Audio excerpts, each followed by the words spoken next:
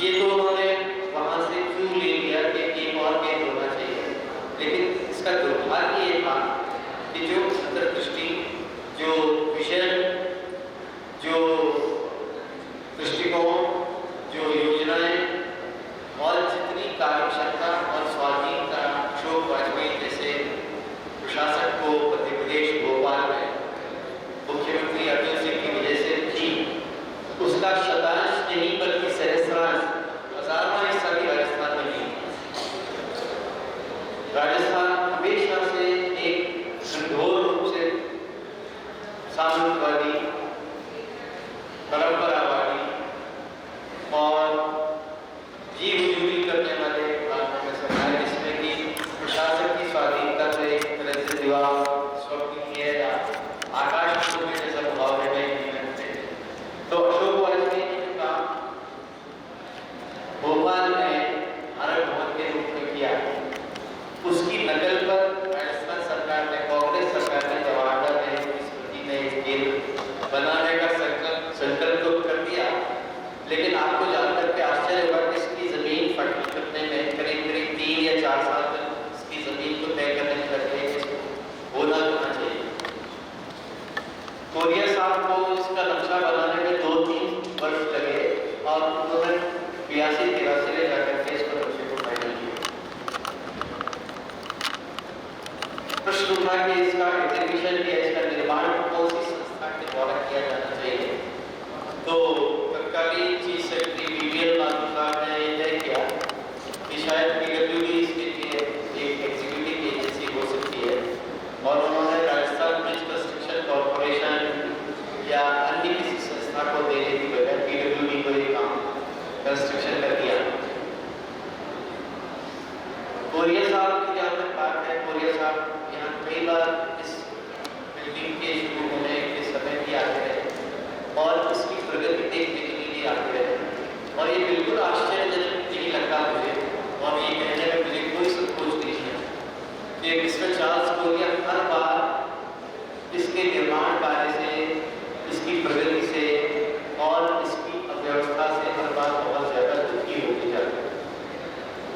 ये सहयोग ही है कि मैं इसका पहला नहीं दूसरा अतिरिक्त महानिदेशक रहा हूँ, और जब ये कंस्ट्रक्शन लगभग अंतिम स्टेज पर था तब से मैं इसके निर्माण कार्य की प्रगति और इसके आधुनिक व्यवस्था कार्य के सारे संदर्भ से मेरा परिचय है, इसलिए मैं बड़ी अधिकारिता से और ऑथेंटिसिटी से अपनी बात कह सकता हूँ। सबसे बड़ी बात ये थी कि चार्ल्स कोरिया साहब ये चाहते थे कि एक पर्टिकुलर समय सीमा में इस काम को कर दिया जाए, लेकिन इसके निर्माण कार्य में 2 से 2.5 साल 3 साल तक की देरी कंस्ट्रक्शन में हुई।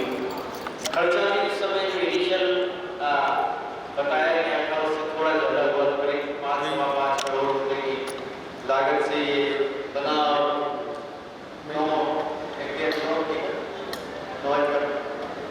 इसको उन्होंने फाइनलाइज किया। लेकिन एक अद्भुत बात जो हम सारे आर्किटेक्ट्स को बहुत शॉकिंग और बहुत ज़्यादा कल्चरल शॉक देने वाली लगी, वो ये था कि चार्ल्स कोरिया साहब अंग्रेज तो बहुत अच्छे थे, अंग्रेजी आर्किटेक्चर के मास्टर थे, हिंदू आर्किटेक्चर में उनकी बड़ी दिलचस्पी थी, लेकिन संस्कृत के, वैदिक वास्तुशास्त्र के और इंडियन आर्किटेक्चर के वो जीरो, बिल्कुल कुछ नहीं जानते थे इसके बारे में। इसलिए क्या हुआ कि जब चार्ल्स कोरिया साहब यहाँ राजस्थान शासन के सामने अपना कंसेप्ट रखा कि मैं इस बिल्डिंग को कैसे कंसीव करना चाहता हूँ, ये बिल्डिंग कैसे बनेगी, ये बिल्डिंग किन आधारों पर बनेगी, उस समिति की मेंबर कन्वीनर थी चंद्रमणि सिंह जी, जो कि डायरेक्टर डॉक्यूमेंटेशन थी। उसके अलावा उन्होंने विजय शेखर श्रीवास्तव, जो कि म्यूजियम आर्कियोलॉजी के डायरेक्टर, उनको मेंबर बनाया। विश्वविख्यात संस्कृतज्ञ डॉक्टर कलानाथ शास्त्री जी को उसका मेंबर बनाया। कल्याण चंद्र शर्मा, जो कि म्यूजियम आर्कियोलॉजी के लिए जानकार थे और जिन्होंने जयपुर की वेधशाला के अधीक्षक के तौर पर बहुत सारा काम किया हुआ, उनको भी मेंबर बनाया। इसके अलावा उन्होंने कल्याण दल के अलावा फिर उन्होंने एक सदस्य संभवतः और बनाया जो याद नहीं आ रहे थे। उनका काम ये था कि कृपा करके जवाहर कला केंद्र को या राजस्थान शासन को ये बताएं कि चार्ल्स कोरिया साहब ने अपने प्रस्ताव में जवाहर कला केंद्र की जिस वास्तु स्थापना या जिस नक्शे के आधार पर जिस संकल्पना के आधार पर इस केंद्र को बनाने का प्रस्ताव दिया है वो शास्त्रीय दृष्टि से टेक्निकली वैदिक वास्तुशास्त्र के हिसाब से सही है या नहीं।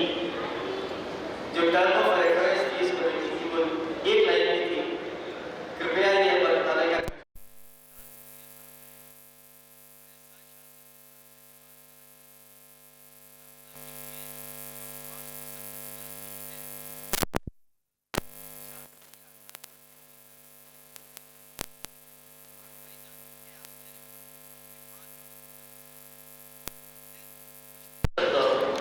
लगभग बरसता के स्वर लानत मलामत करने के स्वर में चार्ल्स कोरिया ने ये कहा कि चार्ल्स कोरिया साहब ने ये पता नहीं कहाँ से त्रिकोणीय गजट वो उठा के लिया है कि भारतीय वास्तुशास्त्र का वैदिक दिशाओं से या वास्तु पुरुष से कोई संबंध है। कल्याण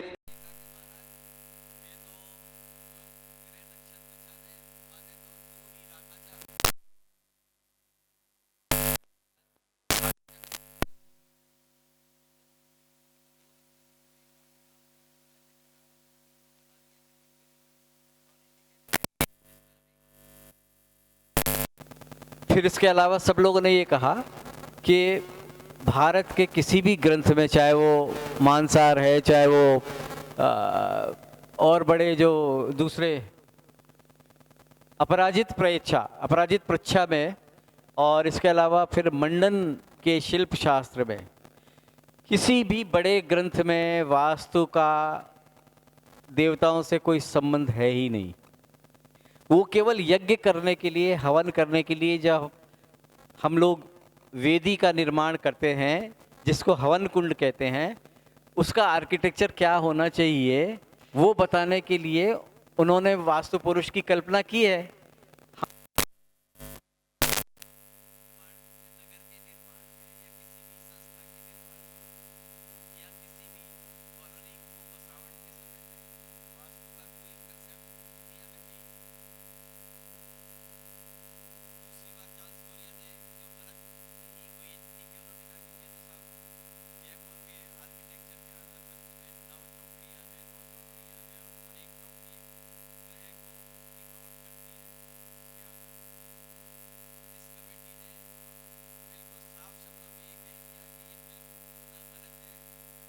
स्थापना 1728 के साल में 9 चौकड़ियों के आधार पर 9 चौकड़ियाँ थी।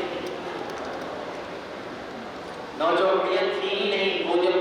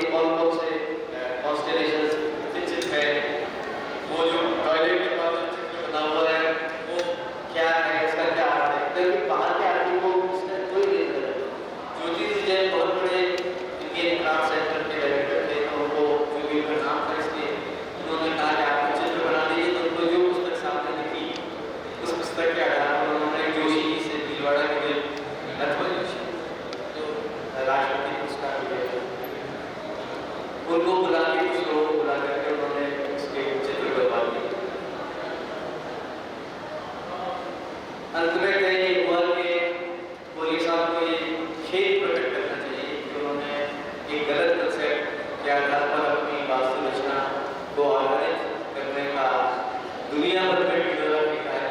हम इस बात को बिल्कुल नहीं मानते कि जवाहरलाल नेहरू जयपुर की वास्तु रचना का आधार है, इसको स्वतंत्र रचना के तौर पर ही देखा जाना चाहिए।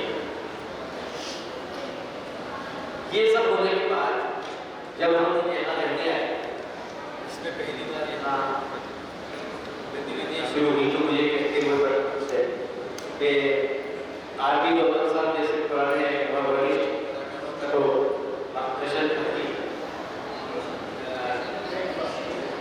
सागर साहब, समदर सिंह गालोद साहब इसके साथ जुड़े रहे, फिर मेहता साहब जुड़े रहे, हमारी शेखर जी जैसे लोगों से बरस स्टडी में होते हुए भी राय कभी कभार दी जाती रही होगी जरूर, और विनय शर्मा जी जैसे बड़े युवा लोग उसके साथ, सुमेन जी जैसे लोग, अच्छे पुराने लोग, सतमणि जी जैसे विदुषी, नाथुला जी जैसे व्यक्ति जो कि बहुत ही बेहतरीन कलाकार हैं, उन सब विद्यासागर उपाध्याय जैसे लोग, उनको बुला के और यहाँ विश्वनाथ का शुरुआत की गई। रामलाल जी संगीत के जानकार से संगीत के तौर पर उनको बुलाया गया। सतमणि की डॉक्यूमेंटेशन के एक्सपर्ट थी, उनको लाइब्रेरी का इंचार्ज बनाया गया। सरदार नारायण जो कि थिएटर में थे इसलिए उनको थिएटर का बनाया गया। विजुअल आर्ट में डायरेक्ट कोई नहीं था, बहुत बाद में आके सुमेर बने, समय सुभाष विनय शर्मा को करता थे। मुझे ये लगा कि जब आप तो मुझे इसकी कुछ कमियाँ लगी, मैं इसकी विशेषता बाद में बताऊँगा, क्योंकि हम अभी इंट्रोस्पेक्शन में जा रहे हैं, इसलिए मुझे कह देना चाहिए कि अगर कोई आदमी मान लीजिए किसी गैलरी में है और वो दूसरी गैलरी में जाना चाहता है, उस तरफ वाली गैलरी में, तो इंटर कनेक्शन उसको कहीं मिलता नहीं था, पता नहीं हम खोल दिया क्योंकि उस समय पूरी बारिशों में पूरी धूप में घूमते हुए कैफेटेरिया से कोई आदमी पीछे वाली गैलरी में वर्कशॉप एरिया में जाना चाहता है तो उसको ऑल द वे पैदल चल के धूप में और बारिश में भीगते हुए जाना होता है। कोई आपस में कहीं इंटरकनेक्शन किसी तरह का नहीं है। ओपन स्पेसेस देखने में बहुत अच्छी हैं, प्रकाश और छाया की आकृतियाँ, लाइट एंड शेड के जो प्लेन है वो बहुत वो खुले एरियाज गर्मियों में जिसमें 45 डिग्री टेम्परेचर सेल्सियस तक पहुंच जाता है, 44-45 एवरेज, वहाँ आपको खुले एरिया में कैफेटेरिया में उसमें रहना। ऊपर की मंजिल में एडमिनिस्ट्रेटिव ब्लॉक में लगभग असंभव है अगर आप उसके बिना एसी के बिना रह सकते। ओपन एयर थिएटर केवल शाम के समय देर रात में गर्मियों में इस्तेमाल हो सकता है, दिन में इसकी कोई यूटिलिटी किसी तरह की है ही नहीं, वो केवल धूप में आप तपने के लिए उसको छोड़ सकते हैं अपने आप को।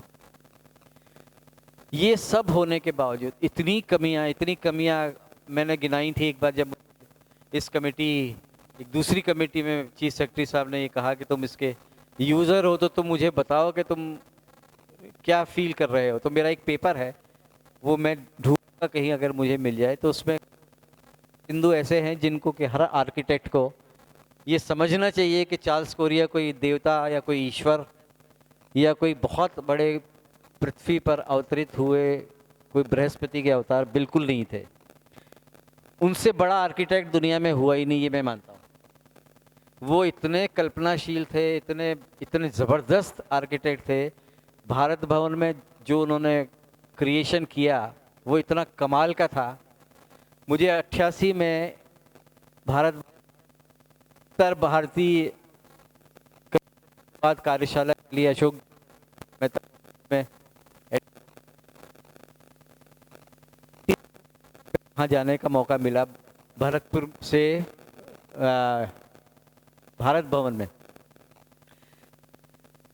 अशोक वाजपेयी साहब, उन्होंने अर्जुन सिंह का बंगला था जो कि चीफ मिनिस्टर थे, वो बिल्कुल पड़ोस में थे भारत भवन जब बनने वाला था। अशोक जी ने एक बार उनसे जाके कहा कि चीफ मिनिस्टर महोदय आप तुरंत यहाँ से शिफ्ट कर लीजिए, अपना मकान यहाँ से बदल लीजिए। गौतम जी, क्या आप इस बात को विश्वास कर सकते हो कि राजस्थान का कोई भी ब्यूरोक्रेट या चीफ सेक्रेटरी का कोई अगर पिता भी हो, वो भी जाके कभी चीफ मिनिस्टर को कह सकता है कि महाराज अपना मकान जो है आप थोड़ा शिफ्ट कर लीजिए, क्योंकि यहाँ डिगिंग होने वाली है भारत भवन के लिए, डीप एक्सकेवेशन जिसको कहते हैं ना अंग्रेजी में, खुदाई होने वाली है। वो कई टीयर्स में बना है, पहला टीयर एडमिशन का है, दूसरा टीयर ये, थर्ड वो झील के तक चला गया है और वहाँ एम्फी थिएटर बना हुआ है। 7 दिन के अंदर अंदर चीफ मिनिस्टर ने वो अपना घर शिफ्ट कर लिया, जो कि ऑफिशियल रेजिडेंस था अर्जुन सिंह का, अशोक वाजपेयी के कहने पर। मैंने 88 से लेके आज 2020 तक भारत भवन के किसी कार्यक्रम में किसी राजनेता को आमंत्रित किए जाते हुए नहीं देखा, जब तक कि वो खुद कलाकार नहीं हो। किसी राजनेता को मैंने वहां प्रवेश करते हुए नहीं देखा। मैंने ऐसा कोई कार्य नहीं देखा भारत भवन का जो कि 11 बजे का समय दिया हो और 11:30 बजे, 11:45 बजे तक भी जिसकी कोई आरंभ होने की कोई भविष्यवाणी ही नहीं हो। ऐसा एक भी कार्यक्रम नहीं देखा। अगर एक व्यक्ति है और एक कलाकार है तब भी वो कार्यक्रम डॉट पे शुरू हो जाएगा, उसके बाद लोग आते रहें और बैठते रहें। इतनी 1 लाख चीज़ें ऐसी हैं जो कि आप सीख सकते हैं दुनिया की अच्छी संस्थाओं से, लेकिन हमने यहाँ दुर्भाग्य से इसको एक ऐसा केंद्र बना दिया जिसमें न कोई दृष्टि है, न जिसका कोई योजना है, न उसका कोई पूर्णकालिक निदेशक है, न उनका कोई कार्य योजना है, न उसका कोई बजट है, न उसकी कोई कमेटी है, न हमने कभी इसको ये देखने की कोशिश की कि इसको हम एक वास्तविक अच्छा रहने लायक कला केंद्र बनाएं। ये तो हमारे एक वरिष्ठ साथी की मेहरबानी से कैफेटेरिया खुल गया, जो कि डायरेक्टर टूरिज़्म भी रहे थे, उन्होंने एक कैफेटेरिया खोल दिया यहाँ। वरना यहाँ बाकायदा कौवे उड़ते थे और धूल उड़ती थी और कोई नहीं आता था किसी भी तरह से। कैफेटेरिया के बाद से चहलकदमी शुरू। साहब ललित पंवार उनका नाम, ललित पंवार ने इसको शुरू किया कैफेटेरिया को, वो भी कुछ समय के लिए रहे। अगर कुछ अच्छे संस्कारवान दृष्टिवान प्रशासक इस केंद्र को मिलते, अगर कोई कला दृष्टि वाले प्रशासक जवाहर कला केंद्र के साथ जुड़ते, तो मुझे लगता है कि आज जिस खराब परिस्थिति में ये केंद्र है उससे कहीं ज़्यादा अच्छी स्थिति में वो होता। क्या आपको ये जानकर के सत्यजित आश्चर्य होगा कि जवाहर कला केंद्र के पास आज भी ऐसी कोई मेलिंग लिस्ट नहीं है, न कंप्यूटर के ज़माने में और न इंटरनेट के ज़माने में, जिसमें राजस्थान के, भारत के, जयपुर के सारे कलाकर्मियों की एक सूची हो, उनके पते हो, उनके टेलीफोन नंबर। इसकी स्थापना को 1991 से देख लो कितने साल हो गए, 19 साल, 23 साल हो गए।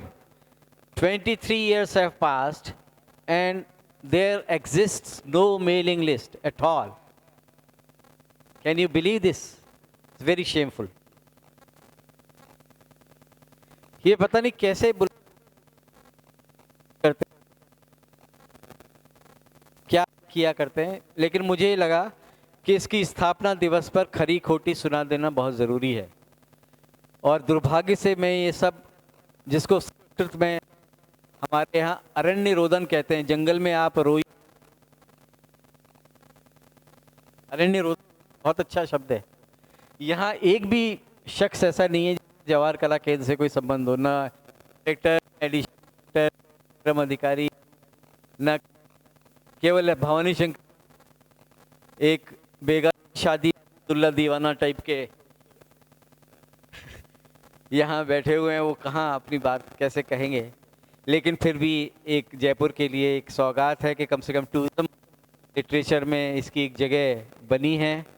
इसकी सारी तारीफ़ें सुनने के लिए हमारे 2 बड़े आर्किटेक्ट यहाँ बैठे हैं, जो कि आपको धारा प्रवाह इसकी विशेषताएं, इसके गुण, क्योंकि उनकी दृष्टि में इससे बड़ा कोई सेंटर हो नहीं सकता है, लेकिन मेरी दृष्टि में अब भी इसको और तरह से, अगर चार्ल्स कोरिया जी जीवित होते और हम लोग उनको फीडबैक दे सकते किसी तरह से, तो शायद वो अपने आगामी योजनाओं में किसी भी भवन को केवल सुंदर ही नहीं बल्कि उसको उपयोगी भी बनाते। ये अवसर दिया, बहुत बहुत धन्यवाद। धन्यवाद सर। ये बड़ी सुंदर सी बात थी कि जैसा अभी जो अरण्य रोदन का शब्द आया, तो रोदन इट्स वेरी इम्पोर्टेंट। बच्चा जब पैदा होता है तो उसको चांटे नहीं पड़ते तो वो रोता नहीं है, तो उसमें जीव नहीं आता। तो ये उस किस्म का भी है कि यहाँ पर वो जो एक क्रिटिकली एनालाइज किया सर ने, वो एक अपने किस्म की एक सुंदरता भी है, और उसमें एक वो रुदन है। उस रुदन में कहीं ना कहीं हो सकता है कि वो प्राण हो, एक लाइफ हो, तो वो लाइफ की तरफ ले जाता हुआ भी सर का मैं कहूँगा कि एक ऑब्जर्वेशन है। हमारे साथ में राहुल हैं। राहुल एक यंग आर्किटेक्ट हैं। हम इनको पिछले 15-20 वर्षों से देखते हैं, कुछ अलग दृष्टि रखते हैं। और राहुल ने जब पढ़ाई किया, राहुल ने जब अपना एजुकेशन ले रहे थे आर्किटेक्चर का, तो चार्ल्स कोरिया को आपने बहुत खंगाला, बहुत देखा और सूक्ष्मता से जानने की कोशिश की। अब इस पूरे मसौदे पर उसके कई एस्पेक्ट्स हैं जी, कई मीनिंग्स हैं, कई मेटाफर्स हैं। सर ने कुछ अलग चीज़ें कही, सर ने कुछ टेंजिबल चीज़ें कही होंगी, हो सकता है राहुल कुछ इनटेंजिबल फॉर्म्स को सामने लाए। अपराजित प्रेच्छा की बात हुई, मनसोल्लास की बात हुई, संग्रामण सूत्रधार की बात हुई, वेदों में हम गए, देवताओं में गए, नक्षत्रों में गए।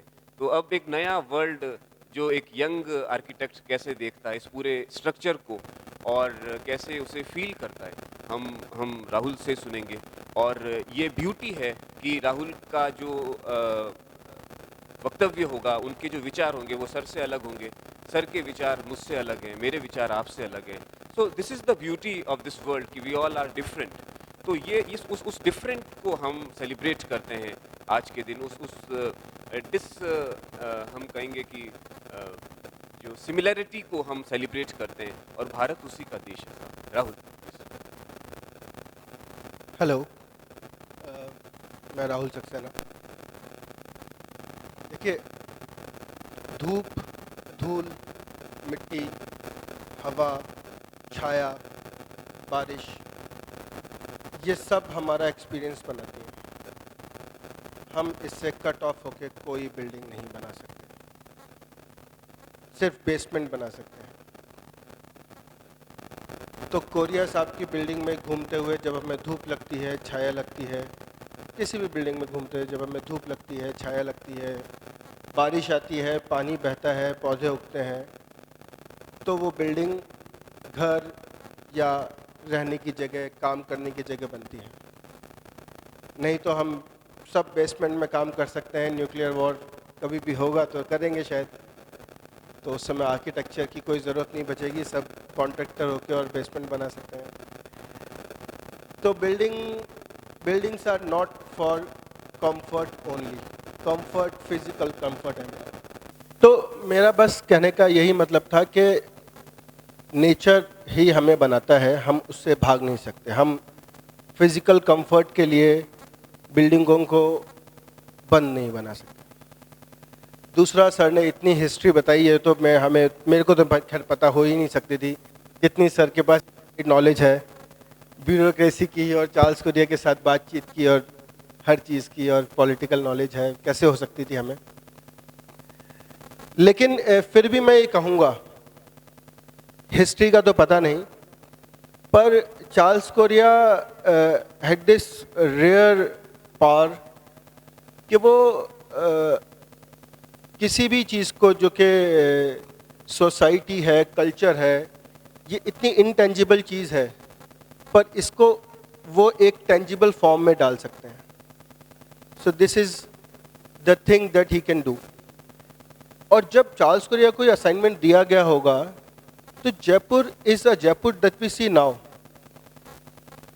यस, इट हैज़ 9 चौकड़ी। आई सी 9 चौकड़ी, पता नहीं सर को पता होगा, 4 से शुरू हुआ होगा, पर अभी तो एक है और एक शिफ्टेड है जयपुर में। तो उसी तरह से शायद चार्ल्स कोरिया ने इसको परसीव किया होगा। मैं सिर्फ अंदाज़ा लगा रहा हूँ, मेरे पास कोई इसका कोई प्रूफ नहीं है, कुछ नहीं है। And yes, when we see the architecture of Charles Correa or Jawahar Kala Kendra, we'll see a very big open air theater, open to sky, जिसमें धूप आ रही है इस वक्त, कोई नहीं बैठ सकता, जिसमें जाना ऐसे, इतनी धूप में राजस्थान में आप जल जाते हो, फिर भी आपको लोग बैठे हुए मिलेंगे कोने में, फिर भी आपको कोनों में लोग बैठे हुए मिलेंगे, वहाँ पे थोड़ी सी छाया होगी, दीवार के साथ चिपके हुए मिलेंगे। तो 23 साल से या कुछ और 20 साल से लोग वहाँ बैठ रहे हैं। कोई ज़रूरी नहीं है कि कोई स्पेस बनाई जाए उसका दिन के पूरे टाइम इस्तेमाल हो। हम बेडरूम में सोने जाते हैं, पढ़ नहीं सकते। वो स्पेस बनाई गई है to invite more sky into the building. उस स्पेस का डिज़ाइन जो है, हर चारों तरफ से आप कहीं भी इस पूरी बिल्डिंग में घूम रहे हो, किसी भी गैलरी में हो, आपको वो सेंट्रल स्पेस आपको अपनी तरफ खींच रही है। तो वो स्पेस डिज़ाइन करी गई, और जब आप उसके अंदर जाते हो तो ये बिल्डिंग में जैसे ही when you enter, 8 metre 9 metre ऊंची दीवारें हैं। When you enter, first you enter from the main जो ऑफिस एरिया है, and you see a dome there, so it gives you a pause, है ना। हम बहुत सारे लोग यहाँ पे रोज़ आ रहे होंगे, हम भूल के जाते हैं अब वो वापस से डोम को देखना, सीधे आते हैं जहाँ काम के लिए जाते हैं। पर कोई भी इंसान जब पहली बार आता है, कोई भी आर्किटेक्चर, डिज़ाइन, पेंटिंग स्टूडेंट, कोई भी जब पहली बार जब वो आर्ट वर्ल्ड में एंटर करता है, जयपुर में वो JKK से एंटर करता है। किसी को भी आर्ट वर्ल्ड में जाना है, वो बिना JKK के इस शहर में तो नहीं जा सकता। तो वो आता है और उसको दिखता है एक डोम, तो उसको पॉज देता है। फिर उसको कैफेटेरिया दिखता है, फिर उसको बीच का जो ओपन एयर थिएटर है वो दिखता है। ये ओपन एयर थिएटर जो है, ये बिल्कुल आप समझिए इस बात को कि सिर्फ जयपुर की हिस्ट्री नहीं, चार्ल्स कोरिया की जो विशेषता है वो ये है कि वो इंडियन कल्चर को लेके चले हैं। तो इम्पॉर्टेंट थिंग ये है समझने की कि मैं कहीं कुछ पढ़ रहा था, मेरे को याद नहीं किसने कहा कि कोई भी सिविलाइजेशन के लिए, मॉडर्न सिविलाइजेशन का जो शौक है वो बहुत आसान नहीं है उसको झेलना।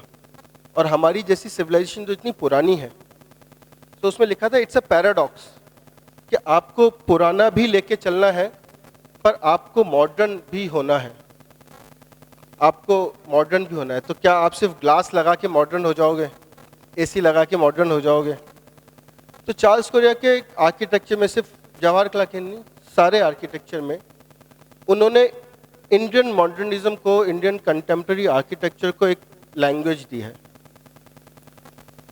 अगर आप कहीं भी जवाहर कला केंद्र में घूम लें, आपको पुराने जयपुर की कुछ जैसा ही फील होगा, चौपर जैसा फील होगा। स्टेपवेल जो है वो भारतीय सभ्यता में कन्वर्सेशन का पॉइंट रहा है हमेशा। लोग स्टेपवेल पे पानी भरने औरतें जाती थी तो बात करती थी। तो कोरिया के मेन आर्किटेक्चर में जो मॉडर्न इंडिया का जो लैंग्वेज देना था, दैट वाज मोस्ट इम्पॉर्टेंट। और यही चीज़ सवाई जयसिंह ने भी कोशिश करी, क्योंकि सवाई जयसिंह के टाइम पे, अब मेरे को नहीं पता 9 चौकड़ी थी या नहीं थी, पर यस, उनके टाइम के हिसाब से he was a very learned person. He introduce Jantar Mantar to us. Astronomy में जब वो लोग रिसर्च कर रहे थे, तो उन्होंने ये देखा, जो मैंने पढ़ा, कि यूरोप में कोई भी इस बड़े स्केल की एस्ट्रोनॉमी नहीं है, उसमें एरर्स हैं। तो उन्होंने जयपुर में लाए वो एस्ट्रोनॉमी को। तो साइंस 17th सेंचुरी के हिसाब से साइंस वॉज अ मिथ। तो he is also a very progressive man. another person to whom this center is dedicated, Jawaharlal Nehru. He was also a very progressive man. वो लेकिन भारत की सभ्यता को वो छोड़ नहीं सकते थे. तो कोरिया ने जो लैंग्वेज यहाँ दी है वो ऐसे लोगों को दी है जो अपने समय में प्रोग्रेसिव रहे हैं, जो आगे की सोच रहे हैं, देख रहे हैं, फ्यूचर बना रहे हैं, पर साथ लेके चल रहे हैं कल्चर को. कल्चर, जब व्हेन वी से कल्चर, ये भी बहुत इम्पॉर्टेंट है समझना कि कल्चर चेंज होता है. कुछ भी ऐसा नहीं है, आप 2000 साल पुराने कल्चर में भी सरवाइव नहीं कर सकते. तो कल्चर इज इटसेल्फ चेंजिंग. आप जिस कल्चर को आगे फ्यूचर में ले जाना चाह रहे हो वो कल्चर भी किसी पुराने कल्चर से चेंज होके बना है. हम कोई 30,000 साल पहले इंसान बना होगा, हम आज उसको नहीं ढो रहे हैं. हम ढो रहे हैं सिर्फ 500, 700, 2000, 5000 साल पुराने इंसान को. इस तरह के लोग, चार्ल्स कोरिया जैसी जो लैंग्वेज हमें मिल रही है, वो लैंग्वेज हमें सिखाती है कि आप उस कल्चर को भी समझो और आप आगे की तरफ देखो. ये पूरा जेकेके का जो आर्किटेक्चर है, it's a very universal language. It's a very universal language. इसमें जयपुर के झूमर नहीं मिलेंगे, इस तरह की कोई छोटी डिटेलिंग नहीं मिलेगी. It's a very bold language. इतनी बोल्ड है कि जब आप आर्ट के लिए कुछ भी समझने के लिए जेकेके में आते हो तो you are actually cut off from the whole city. इसकी ऊंची दीवारों ने आपको अंदर बंद कर रखा है ताकि आप फोकस करो. आप बिल्कुल कट ऑफ हो बाहर के जयपुर से. It's like a fort. तो बस मैं यही कहना चाहूँगा कि we should perceive architecture in a different way, in a more open minded way. और हाँ, मैं पानी वानी बारिश में भीगने से मैं गलता तो नहीं हूँ, तो इसलिए हमें ज़्यादा ऐसे परेशान नहीं होना चाहिए कि एक गैलरी से दूसरे गैलरी जाने में हम गल जाएंगे या धूप में त्वचा झुलस जाएगी. बिकॉज वो जर्नी ही लाइफ है. Thank you. Thank you Rahul. Rahul ने बहुत ही उसको पोएटिक सेंस में शुरू किया, बारिश, धूप, और लेकिन बड़े पोएट तो हमारे पास में बैठे थे. निहाउ. तो राहुल के अपने ऑब्जर्वेशंस थे जिनको हमने ऑब्जर्व किया, और उस बिल्डिंग को हम भी फिजिकली ऑब्जर्व कर रहे हैं, मेंटली ऑब्जर्व कर रहे हैं, अपने साथ लेके हर रोज़ लेके जाते हैं. अब मैं गिरीश जी की तरफ माइक को प्रोसीड कराऊंगा. गिरीश जी एक आर्किटेक्ट हैं और भवन निर्माण करते हैं, आर्किटेक्ट पढ़ाते हैं, आर्किटेक्चर पढ़ाते हैं, डिज़ाइन पढ़ाते हैं, और अलग अलग यूनिवर्सिटीज़ में जाते हैं, और उनके अपने कुछ ऑब्जर्वेशंस हैं, अपने कुछ एहसास हैं इस पूरी बिल्डिंग को और जेकेके के कॉन्सेप्ट को लेके. तो गिरीश जी प्लीज़, आपका स्वागत है. Thank you very much sir.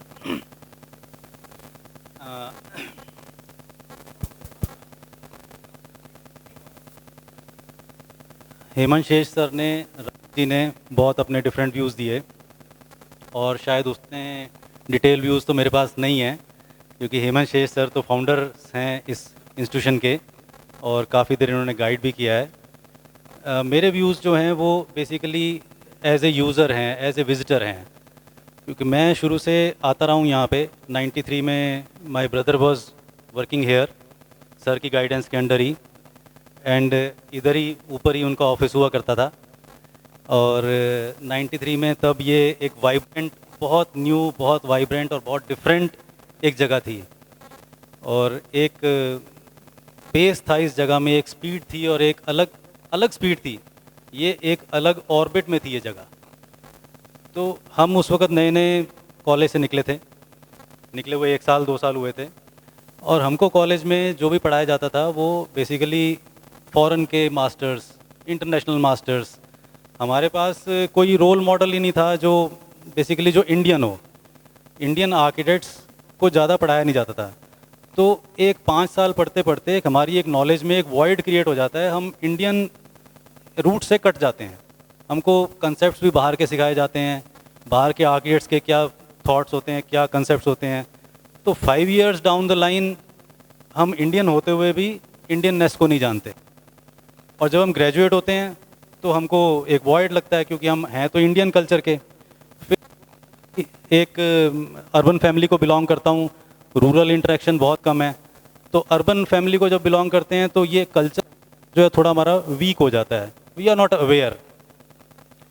तो पास आउट होने के बाद यहाँ आना, रेगुलरली आना, और यहाँ पे चलती हैं एग्जीबिशंस को देखना, उनके आर्टिस्ट का व्यू पॉइंट देखना, तब पता चलता है कि आर्ट व्यू पॉइंट कितना वाइड है, कितना ब्रॉड है, और आर्किटेक्चर उसका एक छोटा सा पार्ट है। तो art is the all art, मतलब ऑल एनकम्पासिंग लाइफ जगह है, आर्किटेक्चर तो उसका एक छोटा सा पार्ट है। तो आर्ट कहाँ से आता है? बेसिकली रूट सारा कल्चर से आता है, और कल्चर को फोकस में लाया ये इंस्टीट्यूशन। हमारे पास उस वक्त कोई ऐसा इंस्टीट्यूशन नहीं था जो हमको कल्चर पे फोकस कर सके, आर्किटेक्ट्स को। हम तो पढ़ते थे, सिंपल बिल्डिंग्स डिज़ाइन करते थे, जो आर्किटेक्चरल ब्रीफ हमको मिलता था उसके हिसाब से हम, जो हमारे माइंड में जो प्रिंसिपल्स होते थे, हम उस प्रिंसिपल्स को अप्लाई कर देते थे। लेकिन इंडियननेस एक बिल्डिंग में आ सकती है, ये हमको चार्ल्स कोरिया सर की अलग अलग बिल्डिंग्स से पता चलता था, और हमने यहाँ लाइव एग्जांपल उसका देखा।